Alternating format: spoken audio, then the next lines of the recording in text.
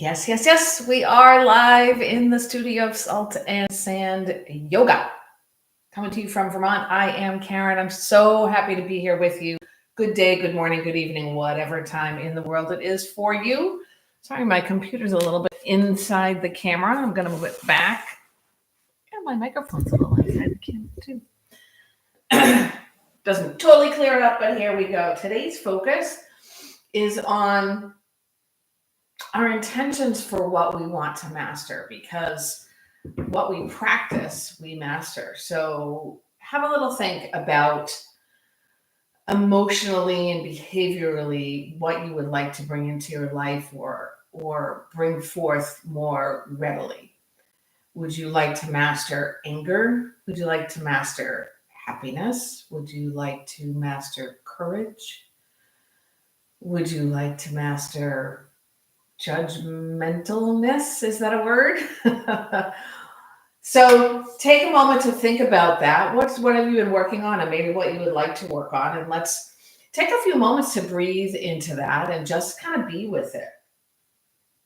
First, we'll take 3 cleansing breaths. Inhale deeply. Breathe it out the mouth. Full cleansing breath again. And the third time.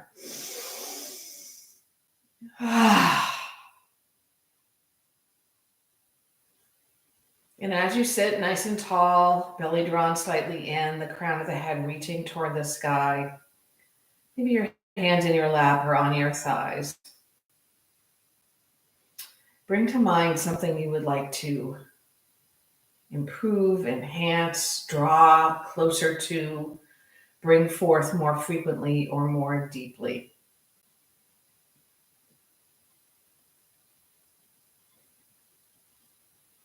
And with that in mind, we're going to take a box breath. We breathe in to the count of 4. We'll hold for 4, exhale for 4, and retain for 4. And begin. In, 2, 3, 4. Hold, 2, 3, 4. Exhale, 2, 3, 4. Hold, 2, 3, 4. In, 2, 3, 4. Hold it, 2, 3, 4. Breathe out, 2, 3, 4. Stay there, 2, 3, 4. Inhale, 2, 3, 4. Hold it, 2, 3, 4. Breathe out, 2, 3, 4. Hold it, 2, 3, 4. Breathe in. Let it go.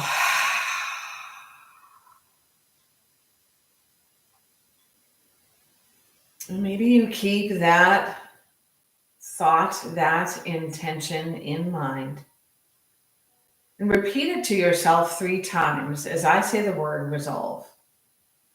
What are you working on to master? We master what we practice. Resolve, resolve, resolve. Drop your hands by your sides. Bring an ear to a shoulder. It doesn't matter which one or which side. And the other way. Maybe you walk your hands out to your sides. Again, for shoulder.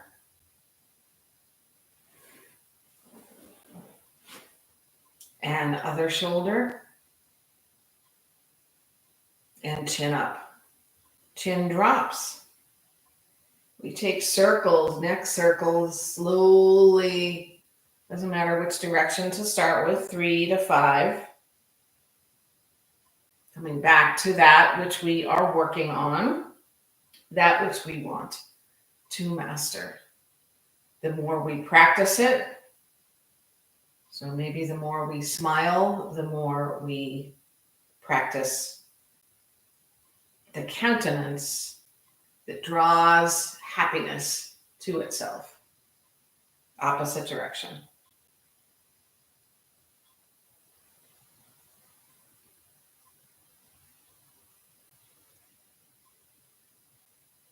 Arms reach out side to side, and we start with small circles. The palms can face forward. Small circles forward, small circles backward. Loosen our calves and our knees. My left side is a little tight. We're going to take middle-sized circles. Kind of hard to know what middle is if you've only done small and you haven't done large. But you know where this is going. Other direction. And big circles forward. You can really sweep them around. I have a few items in the way. And then opposite side, opposite direction. Arms will sweep up. We sweep them behind us, breathe out. We're reaching forward with the heart. Then inhale, arms up. And let it go. And one more time. Arms lift up high. A little east-west twist. Right arm forward, left arm behind. Yes, it's true. We're taking all the motions and directions of the spine from a seated posture. We'll take a little back bend, dropping the back hand down to the mat, lifting the front hand, and starting to squeeze the shoulder blades together. Maybe you look up, but open the heart toward the sky in this little sort of twisty back bend. Draw the belly in nice and tight. Rise back to your twist, east-west. We'll take it the other way. Arms up overhead first and let them sink into your shoulders. Opposite arm forward and back.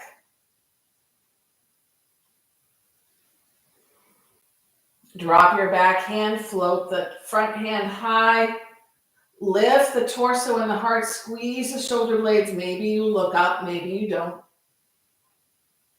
Return to the twist. Come front and center, arms overhead. And this time we bring the hands in front of the front shin for a fold. Walking the hands forward, nice, long, long, long spine. And drop your head.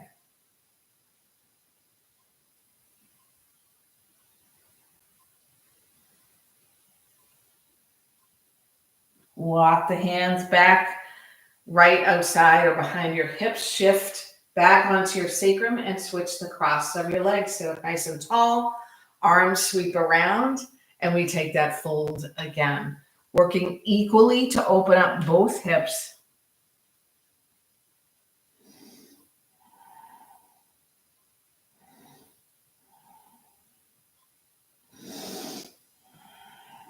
Rise up, arms sweep out and up, and hands draw together at your heart.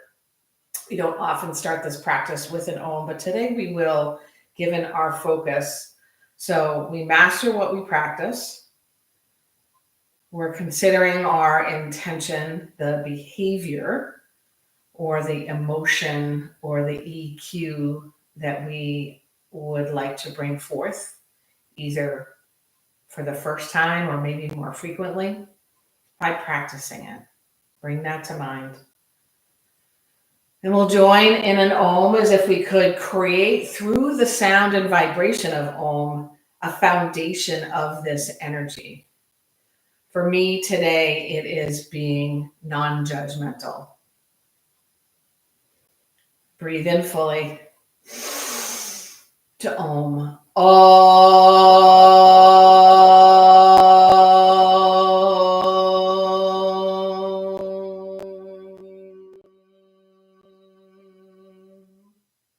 And work your way into child's pose.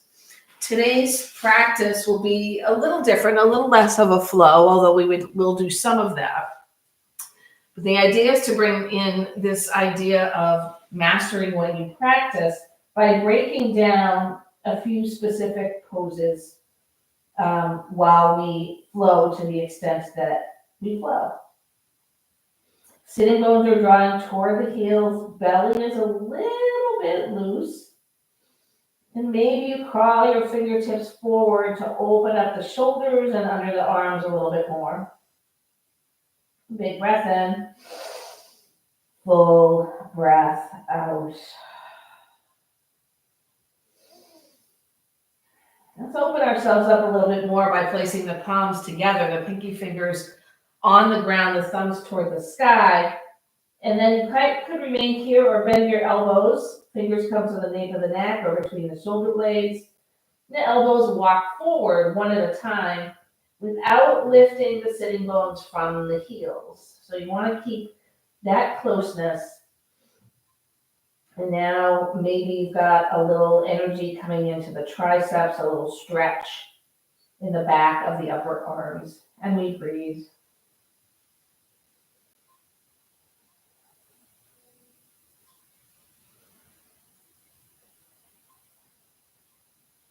Hands draw to the floor. We come up into a tabletop. And you might think, hey, tabletop, double T, pretty easy, pretty straightforward. But sometimes we find ourselves with a bit of a sway back or a bit of a rounded back. So let's spend a couple minutes there. Fingers are wide so that you have a lot of real estate to work with.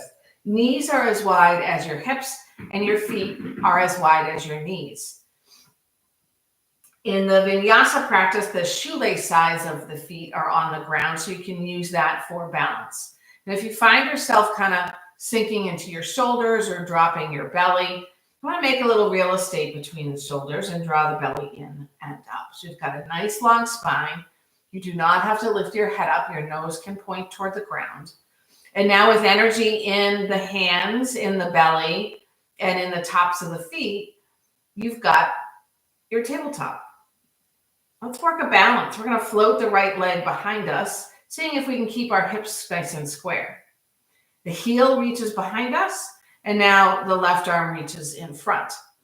Now we often lift that up or drop it down. See if you can keep it by your ear. And this is a fantastic balance that can start to warm up the large muscles. You've activated the left and right glutes. Your balance is supported by the belly, the top of the left foot, your right hand, your shoulders. And then we're going to go ahead and take a quad stretch. So bend into that right knee, reach around with the left hand. You might not be able to grab anything, and that's okay. We bring the knee behind us and open up the heart forward, pressing the shoelace side of the foot into the hand. It's a back bend, but you want to be careful of your low back, so draw the belly in a bit. Fancy balance with the quad stretch. And we reach the arm and the leg forward and back and bring the knee and the hand down to the mat. Now the body might be calling for some extra kindness now. You can take some hip circles, cats and cows.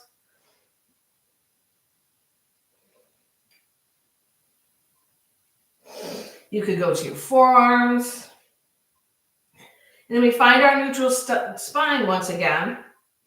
And we do that on the other side. Left leg stretches back. Watch the hips, square them up.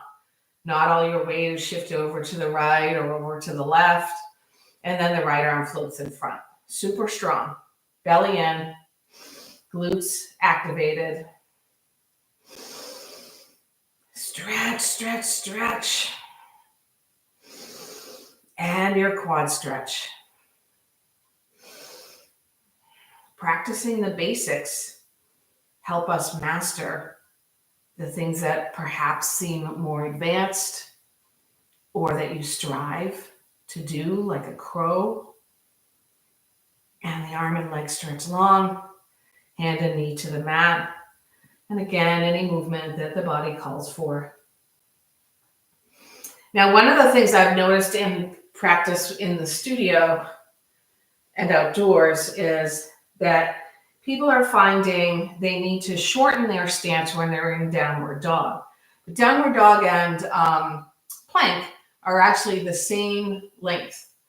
And it's the belly you've got to employ to make that work so you don't feel like you're slipping around. Sometimes it's also the whatever you're practicing on. It could be the mat causing you to slip, which will make you want to make your down dog shorter. So let's walk the hands forward just a couple of inches. So the wrists are now slightly in front of the shoulders.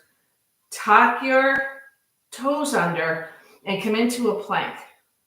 Now, you might need to stretch those toes, the feet backward, nice and solid and strong, and then go right to your downward dog without moving your hands or your feet. This is your downward dog length.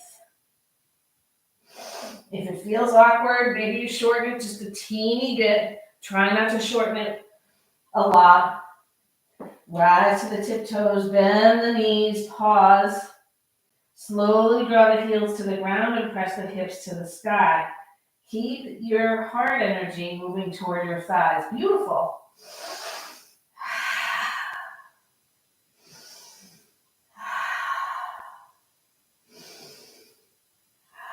Now we're going to peel forward to our plank. A nice stretch.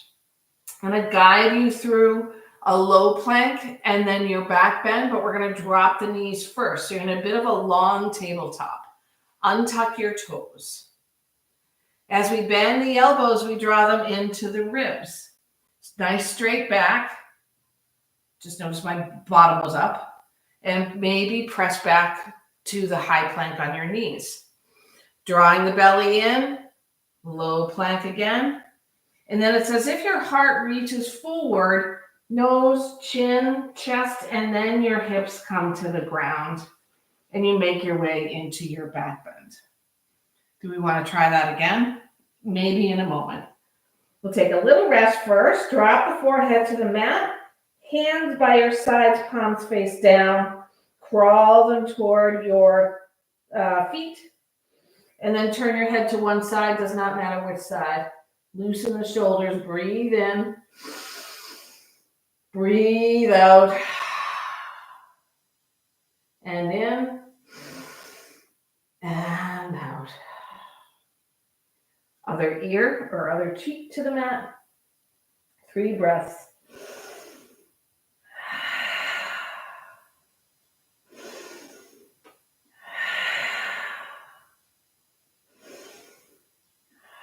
And your forehead back to the mat. Hands come under your shoulders, another little baby back bend. Shoulders away from the ears. Breathe.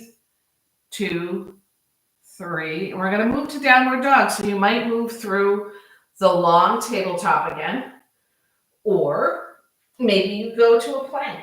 Downward facing dog. The double D. We're going to go through a vinyasa. And then in doing so, that will give us another opportunity to practice the plank to a low plank.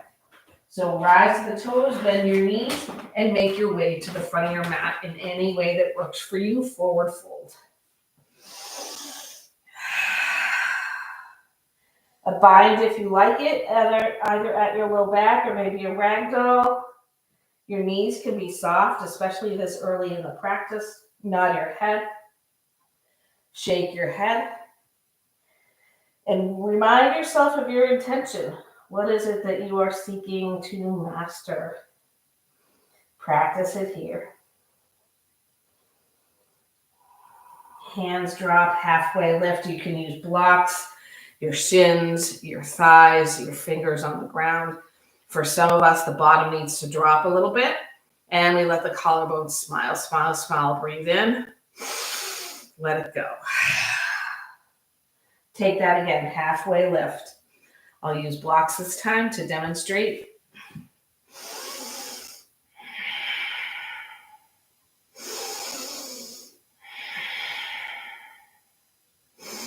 And forward fold. And a third time. Gently roll all the way up to standing. Arms sweep overhead. Exhale, hands to your heart. We'll keep our flow going. Hands drop. Reach them high. Get tall. Exhale, hands to your heart. Soften your knees. Forward fold. A halfway lift. A forward fold. And we step or float to a high plank. And once again, we're going to drop the knees. Keeping the belly nice and strong. Elbows in, they bend, we lower halfway down. Nose, chin, chest, hips, down to the mat and into your back bend. And we move to downward facing dog. 3 breaths.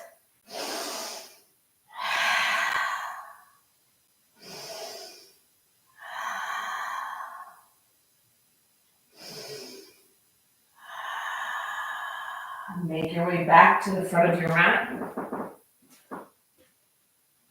This time we're going to drop into a chair pose, Utkatasana. Your arms might be overhead and cactus at your heart by your sides. Maybe there's a little space between your feet this early, or if you have trouble with your knees, I'm going to go into cactus shape. In chair, it's as if we're actually sitting on a chair, but on the edge. It's like you're in a museum. And you know you're not supposed to sit on the thing, but you need just the briefest little rest. So you plop your sitting bones right at the front edge of this, gilded, velveted bench thingy. But you're just lightly there, using your belly a lot. So as soon as that guard comes in, whoop, we can pop up and forward fold. Practicing our vinyasa, halfway lift. Ardha Uttanasana, exhale, forward fold. A step back or a hop to your high plank. You can drop your knees down, come into your low plank. Nose, chin, chest to the mat. Hip followed by the hips for your back bend. A little smile and downward facing dog. Always, always, always, if you need tabletop or child's pose, go ahead and take it.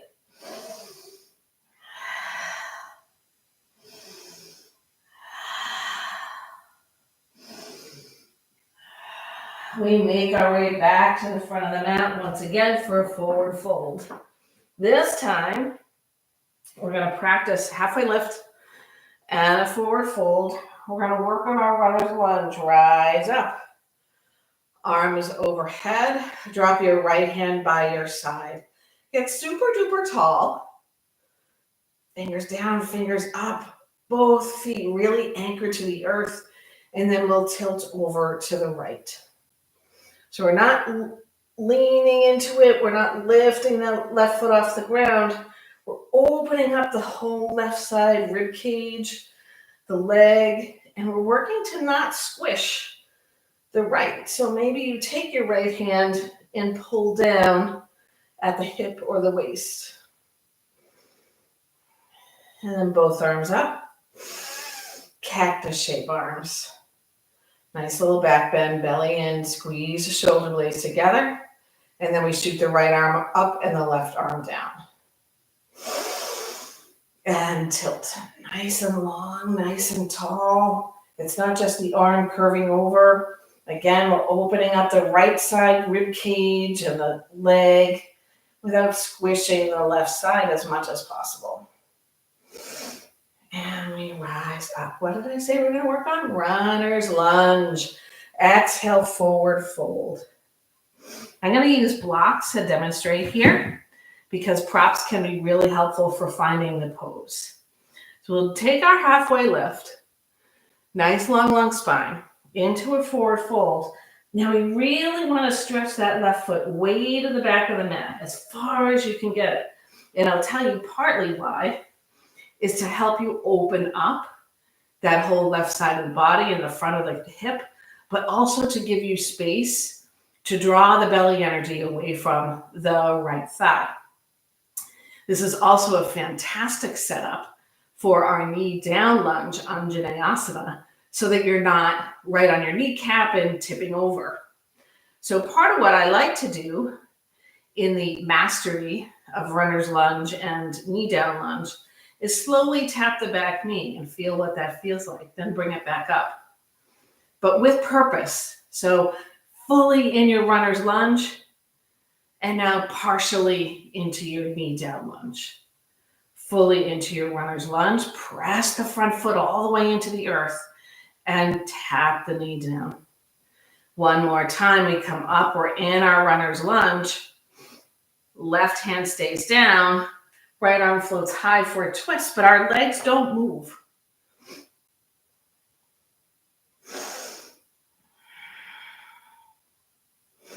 Moving into practicing and coming to a method for allowing mastery of your knee down lunge. Right hand comes down, the back knee drops, and this time we untuck our toes.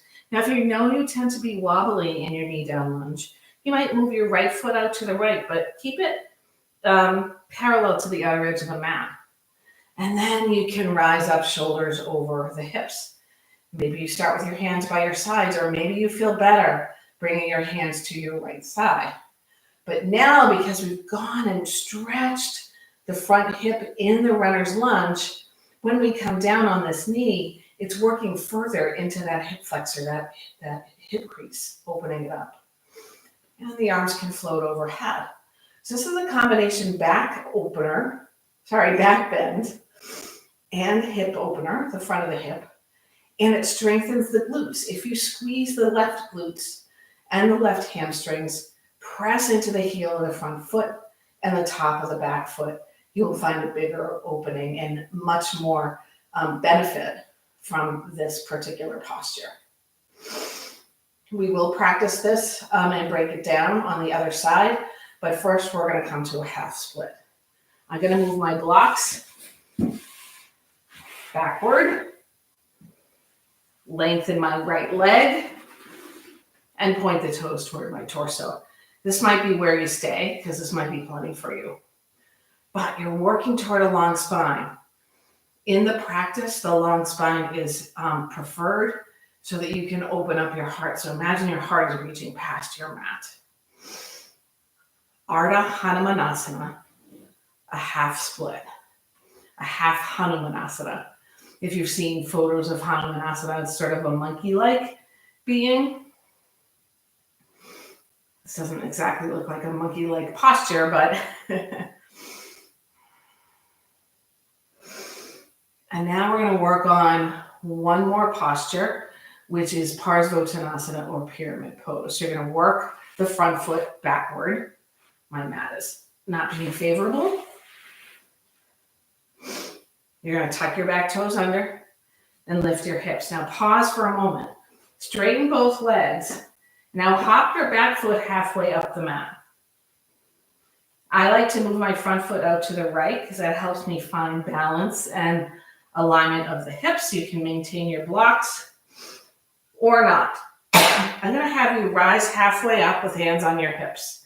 Take your right thumb, place it in your hip crease right above your thigh, and then spin that thigh outward and push the hip back.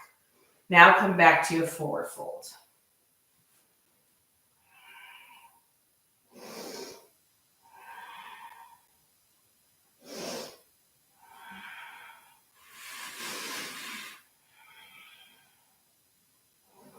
We're going to step the back foot up to meet the front. Come back to our chair pose, Utkatasana. Remembering that the energy is in your heels, not the balls of your feet. And it's if you are very lightly perched on the edge of this beautifully appointed, velvet, gilded, whatever you picture, chair or bench. And rise up. Big breath in. Exhale, fold over your legs. I'm going to take that again. I will not use my blocks this time. You should feel free to use yours at halfway lift. And a forward fold. Right foot now, way to the back of the mat. Really stretch it out. If you need to wiggle it back once it's there, feel free. I'm moving my left foot a little out to the left. Nice long stance, heart forward, belly energy away from your thigh. Strong back leg, really grounded front foot. Shoulders and collarbones opened up. Tap your back knee down. And then come back to your runner's lunge. If you need more space, take it. Right glutes are active. Tap the back knee. And your runner's lunge. One more time, tap. Runner's lunge. Right hand down, left arm high. Remember, you can always put your left hand on your hip or at your low back for your twist. Energy is into that back heel, so we're powered up there. And that front knee is pointing straight up.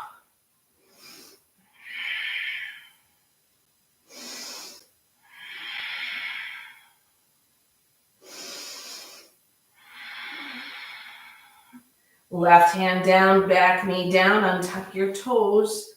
Again, if you know you get wobbly in your knee down lunge, go ahead and move the foot a little bit out to the left. And then we rise up, shoulders over hips. Oh yeah, I can really feel that in my right hip flexor. Arms by your sides or hands on your thigh or cactus shape arms or arms overhead. Check your back foot if it feels like it's sickling in. See if you can reduce that angle or that curve.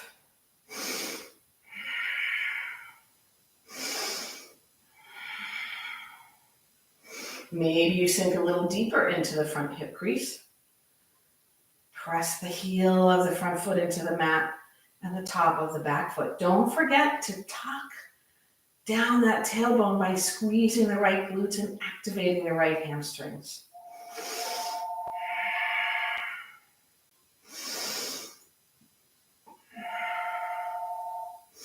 And as we did on the other side, a half split. So blocks can come left and right, sort of behind your front foot if you're using them. Everyone's going to lengthen their front leg, peel the ball of the foot off the mat, and find a nice long spine. And we breathe. Hard forward. Maybe you fold a little bit, maybe you don't. It's interesting how breaking down these postures and staying in them for a while can be as much of a workout as moving quickly through a vinyasa class.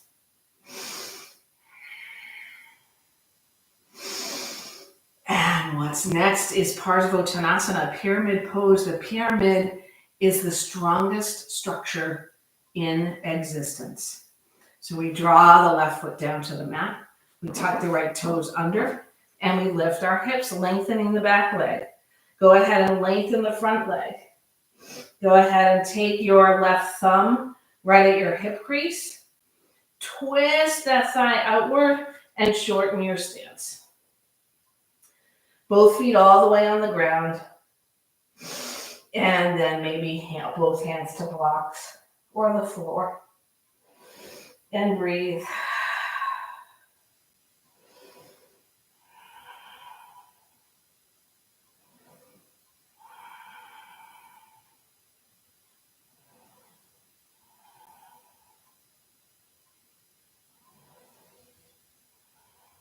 Step forward. Rise up halfway. A forward fold. We're going to do the same thing, but we're going to rise up into a crescent warrior. So we're going to step the left foot way back on the mat, runner's lunge. Situate yourself for balance and power. Float over your right thigh, hands back. Use the belly, rise up, energy from the earth, crescent warrior. Nice powered up back leg, juicy bend in your front leg.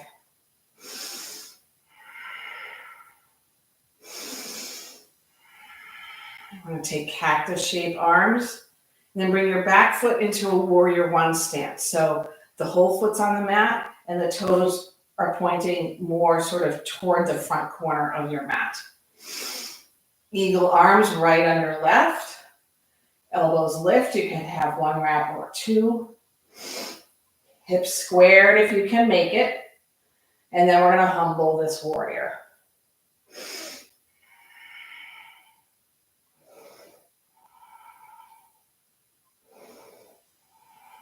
Front knee pointing straight up, back leg powered up, belly working. Hands down, step forward, forward fold. Rise up to standing. And forward fold, we take that to the other side. Halfway lift. And a forward fold, runner's lunge, right foot back. Get nice and long.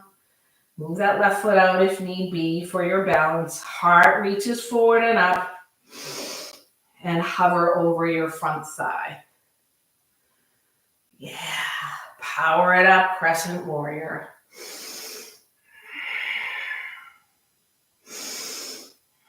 What emotion are you looking to master? Practice it here. Eagle arms left under right. Back foot in a warrior one stance. Humble your warrior.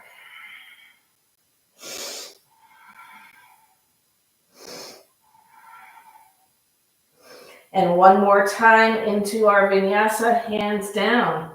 Step the front foot back to meet the back foot. High plank, maybe your knees drop. Really power up here. Low plank, halfway down. Nose, chin, chest, hips to the mat before your back bend. And this time, we move into child's pose. Take a sip of water if you need it.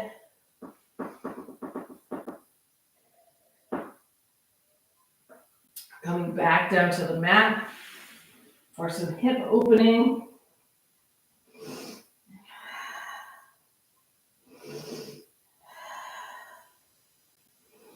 And first we'll move into back bend. Drawing back into your tabletop. Make sure to place everything squared up. Wrists under the shoulders. Knees under the hips, feet as wide as your knees. You're going to keep your sitting bones, if you will, right above your knees. So that's a 90 degree angle from shins to thighs and thighs to your back. But now we're going to walk the hands forward. It's like a puppy dog finding its spot on its bed. It's actually called Anahatasana, an inchworm pose. And you can walk your hands forward until your forehead, chin, or chest comes to the mat. You're not holding on with your shoulders. You're imagining that your heart is softening downward from behind it. Almost like the warmth of the sun is gathering right behind your heart on your back and giving your heart a hug, creating a level of vulnerability that brings it closer to the earth, grounding almost the heart. Great place to come back to that which you prefer to master, both from a yoga pose standpoint, but also from your behavioral standpoint, your emotional standpoint.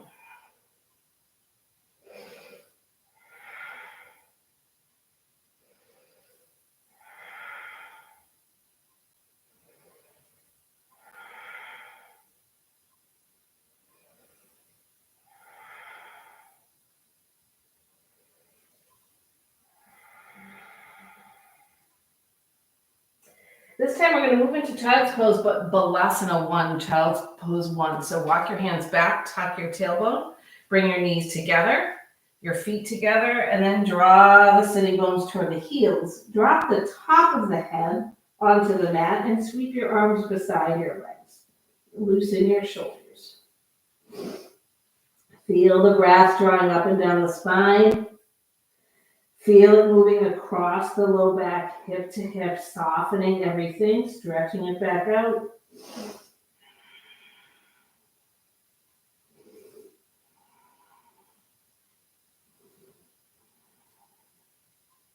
We're going to rise up. Maybe you'll need to move a little forward on your seat. We're going to go ahead and come to a seat and move into a twist. So after back bends, twists are the best thing for your body. You don't want to do it in the middle of a back bend sequence because you undo everything you worked on. But at the end, it can be really helpful. So left leg long, right foot on the ground, knee toward the sky. If you have extra space to work with, you might cross the right foot to the outside of the left thigh. We bring the right hand to the earth and sit up nice and tall. For those of you who can bring an elbow outside the thigh, feel free. Left toes point toward your torso, shoulders away from the ears. Inhale, long spine. Exhale, twist. Inhale, long spine. And twist. And one more time. to twist. Inhale, come forward. We're going to take Janu Shirshasana. So the sole of that right foot comes inside your left thigh. You do not move the left foot out to the left. If you're really tight in your hamstrings and hips, you might bring the foot to the inside of your calf. Maybe a little bend in the extended leg. We sit up really tall, and on an exhale, hinge at your hips, reaching your heart forward. Walk your hands down the outsides of your leg.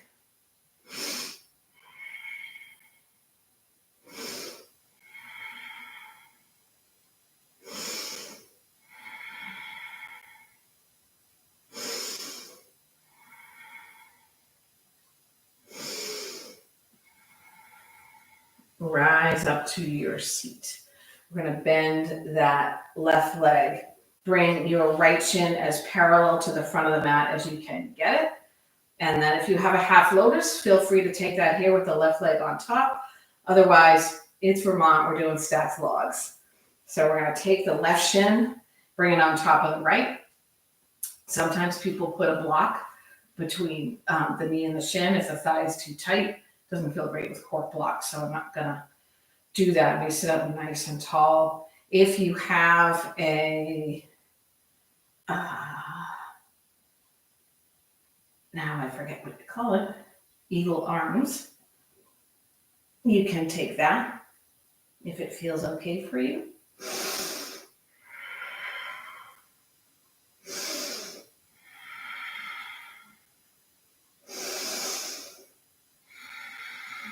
All right, we're going to take all that to the other side. So unclasp your hands if they're clasped. Lengthen the right leg. Draw the left knee in. Maybe cross the left ankle to the outside of the right thigh. Sit up nice and tall. Left hand behind you. Long spine on the breath in and a twist on the breath out. Shoulders away from your ears.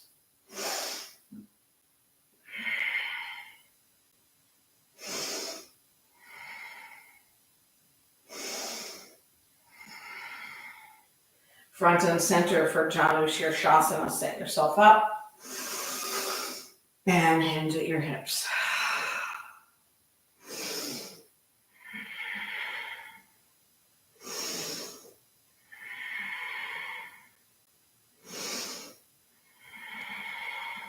Rise back up. Sole of the right foot on the mat. Left shin is parallel to the front of the mat as you can get it. And half lotus or stacked logs. And if you have eagle arms the other way, take that. I don't quite have it, so I'm going to sit up straight.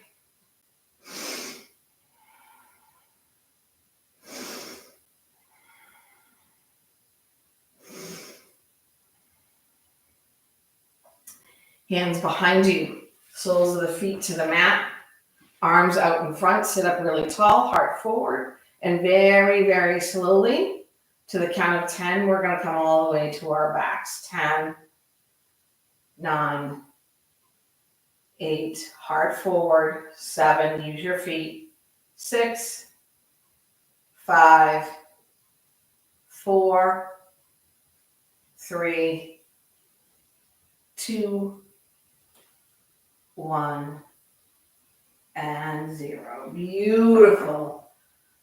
Hands come behind you at your low back, palms face down, knees draw into your chest, and then legs extend to the sky. Let the legs get heavy into the hips. Lengthen your neck. Draw the shoulder blades to the earth.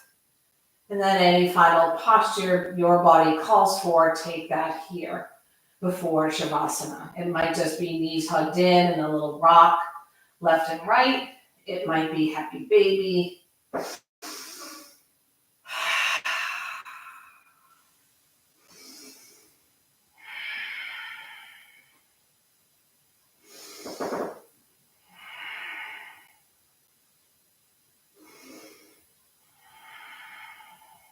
And Shavasana. Returning to that which you desire to master, or aspire, probably a better word. Letting that spread throughout your body as you softly breathe, no effort. Knowing that you brought yourself a little closer to making that a positive habit in your life. And that you matched that, working the body to master some of the poses within yoga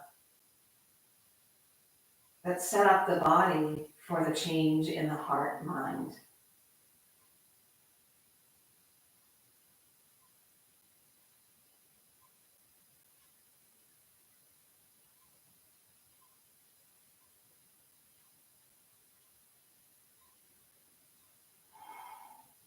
Take a deep, deep breath in, maybe a full body stretch. Let it go.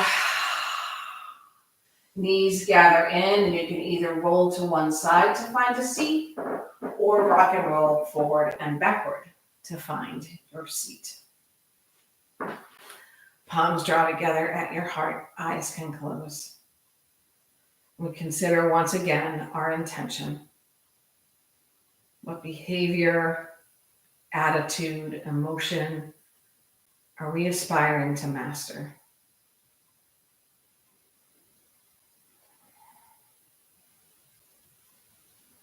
We'll celebrate that and the progress that we have made today during our practice.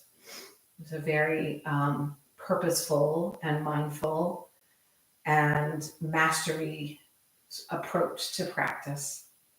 We'll celebrate that with the sound of Om, a single Om, that connects us to all living beings. A cleansing breath first, followed by Om.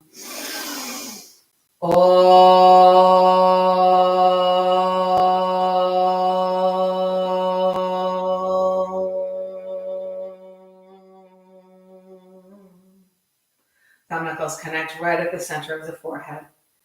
May you aspire, may you achieve, may you not judge yourself in the journey, and may you master what you seek to share. Namaste.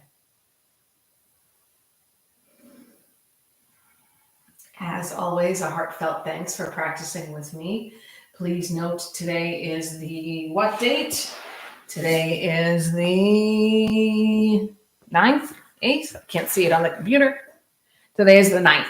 I will not be around next week to provide a live practice or recorded practice. So next Saturday, we're taking a little bit of a break, and I will see you again soon. You can always go back, of course, to the recordings and enjoy them. I will be, however, in the studio. Oh, no, I won't be in the studio next Friday night. I will be the following week, and maybe I'll see you there. Have a great one.